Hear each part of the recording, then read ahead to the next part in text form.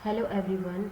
Nursing lecturer के इस video में आज का हमारा टॉपिक है guidelines for performing physical assessment of skin. अगर आपको मेरी ये वीडियो पसंद आए तो प्लीज़ इसे लाइक, शेयर एंड सब्सक्राइब ज़रूर करें।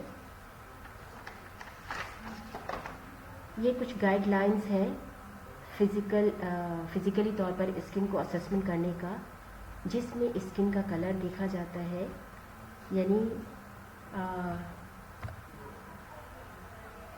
यानी कलर कैसा है, पेल है, येलो है, ब्लूइश है, साइनोज्ड है। इस तरह की बहुत सारी चीज़ें जो है वो कलर में देखी जाती हैं।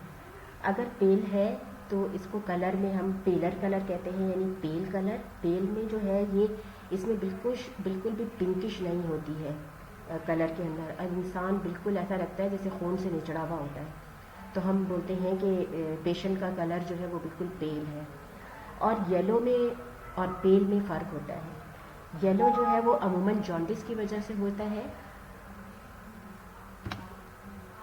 जिसके अंदर जो है eyes, lips, hard palate, under surface of tongue बिल्कुल येलो कलर का नज़र आता है। और जो आँखों का स्क्लेरा होता है वो बिल्कुल येलोइश में नज़र आता है, तो उसको हम बोलते हैं कि पेशेंट जो है वो बिल्कुल येलो कलर का हो रहा है, यानी इसमें जॉन्डिस हो रहा है। इसी तरह साइनोज्ड जब होते हैं पेशेंट, ठीक है, तो उसका कलर जो है वो ब्लूइश डिस्कलरेशन में आता है ड्यू टू पुअर सर्कुलेशन। अगर पेशेंट में ब्लड सर्कुलेशन जो है वो अच्छी नहीं होती है, ठंड की वजह से, किसी बहुत ज़्यादा खौफ डर की वजह से, या सर्कुलेटरी किसी और प्रॉब्लम की वजह से, तो पेशेंट का कलर जो है वो बिल्कुल साइनोज्ड लगता है, ब्लूइश कलर में या पर्पलिश कलर में नज़र आता है पेशेंट। इसी तरह से इंटेग्रिटी जो होती है वो जो है किस तरह की, यानी कि पेशेंट की स्किन की सलामती, सालमियत को कहते हैं कि ये बिल्कुल सही है, ठीक ठाक है स्किन, यानी स्किन का बिल्कुल हेल्दी होना, तो हम इसको इंटेग्रिटी कहते हैं। अगर कहीं पे खुदा न खास्ता बैड सोर है, पेशेंट को प्रेशर अल्सर है या स्किन कटी फटी है, तो फिर हम बोलते हैं कि स्किन इंटेग्रिटी जो है वो पुअर है, ठीक है। फिर हम वो लिखते हैं। जितनी भी नॉर्मल चीज़ें हैं हम वो नहीं लिखते हैं स्किन असेसमेंट करते वक्त। इसी तरह से मॉइस्चर हम देखते हैं कि मॉइस्चर में जो है नॉर्मल स्किन होती है, जिसमें ना तो स्किन ऑयली होती है और ना ही बहुत ज़्यादा ड्राई खुश्क होती है। अगर बहुत ज़्यादा ड्राई हो रही है, बिल्कुल खुश्क हो रही है जिल्द, तो हम उसको बोलते हैं कि ड्राई स्किन है, यानी मॉइस्चर नहीं है इसके अंदर। और बहुत ज़्यादा अगर चिकनी है, ऑयली है, जैसे गर्मियों के दिनों में बहुत ज़्यादा ऑयली है, तो हम उसको बोलते हैं कि हद से ज़्यादा मतलब ऑयली स्किन, जिसके ऊपर बहुत ज़्यादा पिंपल्स वगैरह पड़ते हैं। तो इस तरह की चीज़ें हो सकती हैं। तो स्किन जो है वो मॉइस्चर होना चाहिए, यानी नॉर्मल होना चाहिए। इसी तरह से जो है मोबिलिटी एंड इंटेग्रिटी के अंदर जो है हम ज़्यादातर जो है पेशेंट को देखते हैं कि हाउ ईजली स्किन लिफ्ट, यानी स्किन को जब हम ऊपर उठाते हैं, जिस तरह पिक्चर में देख रहे हैं, तो वो कितना आराम से जो है वो ऊपर है और कितना क्विकली जो है वो रिटर्न हो गया है, ठीक है ना। How quickly the skin returns into place after being lifted, यानी जैसे आपने ऊपर उठाया और फ़ौरन वो अपनी जगह पे चला गया, दैट मीन्स कि ये पेशेंट का बिल्कुल नॉर्मल स्किन है और इंटेग्रिटी और मोबिलिटी दोनों नॉर्मल है। लेकिन अगर जो है पेशेंट को बहुत ज़्यादा हाइड्रेशन होगा, या जैसे बूढ़े लोग होते हैं, हम उनकी स्किन को ऊपर उठाते हैं तो वो ऊपर ही उठी रह जाती है काफ़ी देर तक, तो वो फिर है ना मोबिलिटी एंड टर्गर जो है वो नॉर्मल नहीं होती है, ठीक है ना। तो हम लिखते हैं कि हाफ सेकेंड, 1 मिनट या हाफ मिनट या 15 सेकेंड, कितना मतलब कितनी देर तक जो है वो ऊपर रही है, या इसकी इंटेग्रिटी जो है वो सही नहीं है, ठीक है। इसी तरह से जो है टेम्परेचर, ठीक है। टेम्परेचर में तो जाहिर सी बात है, हम बैक ऑफ द पाम से पेशेंट को टच करके हल्का सा देखते हैं कि पेशेंट बहुत ज़्यादा अगर गर्म है, उसको फीवर है, या बहुत ज़्यादा कोल्ड हो रहा है, ठंडा हो रहा है, ठंडे मौसम में पेशेंट, या किसी और वजह से जो है ब्लड सर्कुलेशन ना होने की वजह से पेशेंट बहुत ज़्यादा ठंडा हो रहा है, तो हम जो है उसको ब्लैंकेट वगैरह प्रोवाइड करते हैं, तो हम ये भी देखते हैं। तो टेम्परेचर जो है वो नॉर्मल होना चाहिए। इसी तरह से जो है हम टेक्सचर देखते हैं स्किन की, कि स्किन जो है टेक्सचर, यानी कि ऊपर की सतह जो है वो बिल्कुल स्मूथ होना चाहिए, सॉफ्ट होना चाहिए। अच्छा, हम टेक्सचर देखते हैं। ठीक है, टेक्सचर में जो है हम स्किन की जो सरफेस है वो कितनी स्मूथ है, कितनी सॉफ्ट है, हम ये देखते हैं। अगर स्मूथ है, सॉफ्ट है तो वो नॉर्मल होती है। लेकिन अगर टेक्सचर में जो है बहुत ज़्यादा स्किन ऊपर की रफ़ हो रही है, खुरदरी हो रही है, ठीक है, तो ये जो है ये हम लिखते हैं कि स्किन जो है वो बहुत ज़्यादा रफ़ है, खुरदरी है। ठीक है, इस तरह की चीज़ें हैं जो भी आप महसूस कर रहे हैं। ठीक है, उसको लिखना होता है। तो वो टेक्सचर जो है वो नॉर्मल नहीं होती है। टेक्सचर अगर स्मूथ है, सॉफ्ट है, तो वो नॉर्मल होती है। इसी तरह सेंसेशन। ठीक है, सेंसेशन क्योंकि एक बड़ा टॉपिक है कि इसमें बहुत सारी चीज़ें आ जाती हैं, लेकिन सेंसेशन जो है वो महसूसात को हम कहते हैं जो हम स्किन के ज़रिए करते हैं, जो हम स्किन के ज़रिए महसूस करते हैं। जैसे हॉट, कोल्ड, अगर हमारी स्किन पे कोई चीज़ टच होती है, हॉट अगर कोई चीज़ टच हो रही है, कोल्ड टच हो रही है हमारे स्किन के साथ, या अगर कोई चीज़ वाइब्रेट कर रही है, ठीक है ना, हल्के हल्के जो है वो हिल रही है, वाइब्रेट कर रही है, ठीक है, तो वाइब्रेशन को जो हम महसूस करते हैं। या अगर हमारे हाथों में हम कोई भी रस्सी डाल के अगर हम अपने हाथों को ज़ोर से टाई करें तो किस तरह से प्रेशर महसूस होगा, इस तरह का प्रेशर महसूस हो रहा है। ठीक है, ईचिंग महसूस हो रही है, पेन महसूस हो रहा है।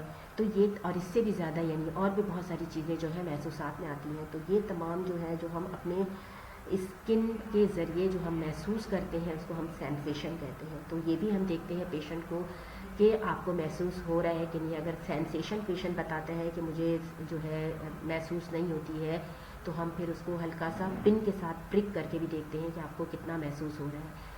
ठीक है, दोनों हाथों पे करते हैं फिर कि इस हाथ पे कितना हो रहा है, बराबर सेम हो रहा है या नहीं, उसी प्रेशर के साथ।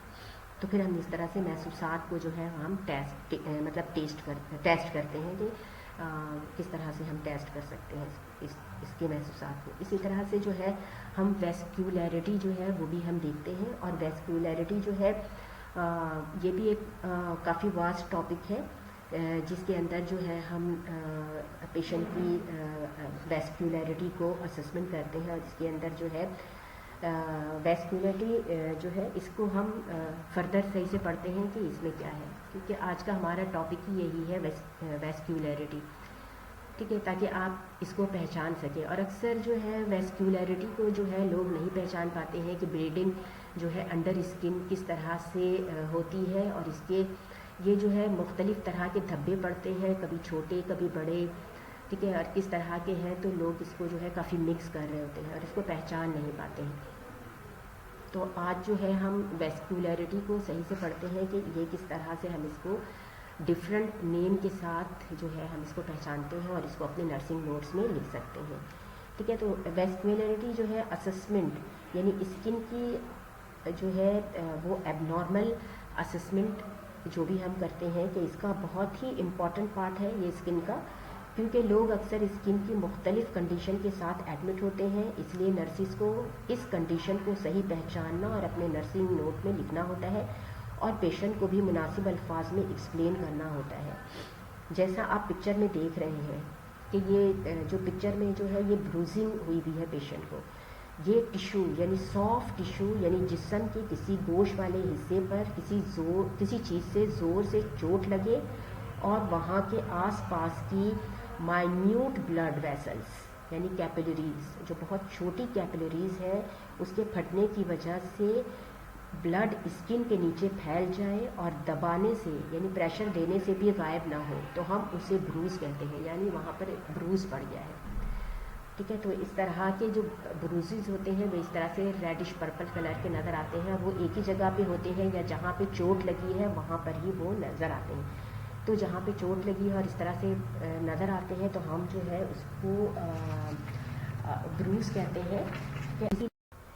एटिशिया, ये भी रेड या पर्पल कलर का स्पॉट होता है। ये अमूमन पेशेंट के कैनुला के आसपास बन जाता है। जब पेशेंट को कैनुला लगाते हैं तभी, ऐसा नहीं है चोट लगने की वजह से नहीं होता, ये पेशेंट के कैनुला के आसपास बन जाता है जो ड्रिप वगैरह लगाते हैं। इसका साइज़ 4 mm इन डायमीटर से भी छोटा होता है, जो कि स्मॉल ब्लड वेसल्स यानी वेन की लीकेज की वजह से बन जाता है।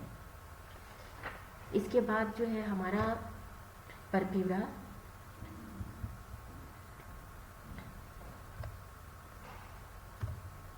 ये हमारा परप्यूरा है जो अमूमन काफ़ी दूर तक स्किन के नीचे ब्लड का फैल जाने की वजह से होता है, यानी रेड या पर्पल कलर के स्पॉट जो कि 4 to 10 mm इन डायमीटर के दरमियान होते हैं और काफ़ी सारे स्किन के नीचे फैले हुए नज़र आते हैं।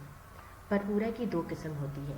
अब परप्यूरा भी इसी तरह होता है, लेकिन इसका देखिए साइज़ भी बड़ा है, इस वजह से अब इसको परप्यूरा कह रहे हैं। हालांकि सब एक ही चीज़ होती है, वो स्किन के नीचे जो है ब्लड का फैलना ही होता है, बट ये जो है साइज़ का सबका फ़र्क होता है। अब इसके अंदर जो है ये 2 किस्म की होती है। एक होती है थ्रोम्बोसाइटोपेनिक और एक होती है नॉन थ्रोम्बोसाइटोपेनिक। अब जो थ्रोम्बोसाइटोपेनिक होती है वो डिक्रीज इन प्लेटलेट्स की वजह से हो जाती है, यानी ब्लड के अंदर अगर प्लेटलेट्स की कमी हो जाए तो खून जो है वो जम नहीं पाता है और उसकी वजह से जो है ब्लड लीकेज होती है और काफ़ी सीवियर कंडीशन होती है। लेकिन इससे भी ज़्यादा सीवियर कंडीशन जो है वो नॉन थ्रोम्बोसाइटोपेनिक के अंदर होता है, क्योंकि इसके अंदर जो है वो ज़्यादातर वैस्कुलाइटिस जो है वो हो जाती है, यानी पेशेंट के अंदर अगर वेसल्स की इन्फ्लामेशन हो जाती है, ठीक है, तो उसकी वजह से जो है वो नॉन थ्रोम्बोसाइटोपेनिक होती है और इसके जो कॉजेज़ होते हैं वो अननोन होते हैं। और इस वक्त जो है बॉडी का सिस्टम, यानी बॉडी का जो इम्यून सिस्टम होता है वो अपने ही बॉडी के अगेंस्ट में काम करने लगता है, अपने ही बॉडी के ब्लड वेसल्स पर अटैक करना शुरू कर देता है और इसकी वजह से जो है ब्लड वेसल्स में इन्फ्लामेशन आ जाती है और ब्लड जो है वो जम नहीं पाता है और इस तरह की सिचुएशन जो है वो पूरी बॉडी में हो सकता है। ये जो है हो सकता है किसी इन्फेक्शन की वजह से हो, किसी मेडिसिन की रिएक्शन की वजह से हो या किसी डिजीज़ प्रोसेस की वजह से हो, जैसे खुदा न खास्ता किसी को कोई हीमोफीलिया वगैरह है या किसी को जो है लीवर की कोई डिजीज़ है या ब्लड की कोई कंडीशन है, यानी कि कोई जो बहुत सीवियर कंडीशन होती है ब्लड की, कोई हो सकता है ब्लड का कोई कैंसर वगैरह हो, तो इस तरह की सिचुएशन में जो है वो ज़्यादातर इस तरह की चीज़ें हो जाती हैं। तो जो नॉन थ्रोम्बोसाइटोपेनिक है वो ज़्यादा ख़तरनाक हो सकता है। अच्छा, इकाइमोसिस, ठीक है, ये भी ब्लड लीकेज वेसल्स की लीकेज की वजह से होता है और इसके धब्बे या स्पॉट्स काफ़ी बड़े होते हैं। ये भी स्किन के नीचे रेड या पर्पल कलर में खून के धब्बों की सूरत में नज़र आते हैं। ये तकरीबन 1 सेंटीमीटर या इससे भी ज़्यादा बड़े हो सकते हैं या इससे, ठीक है। जो लोग इकाइमोसिस और परप्यूरा में फ़र्क नहीं कर पाते हैं वो लोग अक्सर इकाइमोसिस को परप्यूरा या ब्रूजिंग बोल रहे होते हैं या कह रहे होते हैं। इकाइमोसिस कोई भी मेडिकल प्रॉब्लम की वजह से होता है जो पूरी बॉडी में फैला हुआ होता है, किसी एक जगह पर चोट लगने की वजह से नहीं होता है। आप इसकी सिचुएशन देख सकते हैं कि किस तरह से जो है वो पूरी बॉडी में ये फैला हुआ है, ठीक है। और इसकी कंडीशन जो है वो परप्यूरा और जो पहले आपने देखा है, ठीक है, एपिटेशिया, ठीक है, उससे काफ़ी सीवियर ये कंडीशन है, ठीक है। और ये जो है ब्लड प्रॉब्लम, ये भी ब्लड प्रॉब्लम की वजह से, प्लेटलेट्स की कमी की वजह से, क्लॉटिंग फैक्टर की वजह से या हीमोफीलिया या हेमरेजिक फीवर, जो डेंगू फीवर में जो हेमरेजिक फीवर हो जाती है उसकी वजह से ये कंडीशन हो सकती है। अच्छा, ये आगे देखें कि एपिटेशिया में आप देखें कि कितनी बहुत माइन्यूट यानी छोटे छोटे जो है ब्लड के नीचे, स्किन के नीचे धब्बे नज़र आ रहे हैं, ठीक है। और ये 1 mm या इससे भी छोटे हो सकते हैं जो बॉडी के अंदर नज़र आते हैं, तो फिर हम इसको एपिटेशिया कहते हैं। जो बड़े धब्बे हैं परप्यूरा में, ठीक है, वो काफ़ी फैले हुए होते हैं और ये 4 to 10 mm के दरमियान होते हैं, जैसा कि मैंने आपको बताया पहले भी, ठीक है ना। तो ये परप्यूरा है और जो बहुत बड़े बड़े धब्बे हो जाते हैं पूरी बॉडी में, ठीक है, तो फिर ये जो है वो इकाइमोसिस की सिचुएशन है। ओके, अभी हमारा जो सेकंड पार्ट है इसकी वेस्क्युलरिटी की, ये अभी आने वाली है क्योंकि ये इसका चैप्टर बहुत बड़ा है। तो अभी जो है अभी स्किन असेसमेंट ख़त्म नहीं हुई है वेस्क्युलरिटी के पॉइंट ऑफ व्यू से, तो इसकी जो मज़ीद और भी चीज़ें हैं वो अभी मैं सेकंड पार्ट में लेकर आऊँगी। Thank you.